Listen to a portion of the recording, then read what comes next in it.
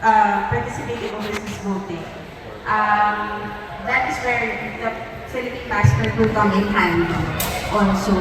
Please continue to monitor our social media pages, and we're developing our website and we'll announce that soon. So for announcements for overseas registration for the upcoming presidential elections in 2028, we do encourage that you take part because you're Filipino citizens. You have a stake in what happens in the Philippines, no matter how far you are and how long you've been away.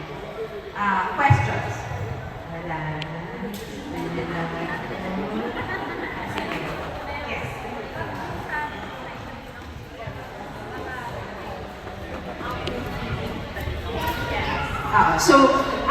There's no, as I said, but just continue to monitor our social media pages because we'll announce when we'll be coming back here for outreach. And once we have more information from Comelec also how to do the registration for overseas voting. Okay, yes ma'am.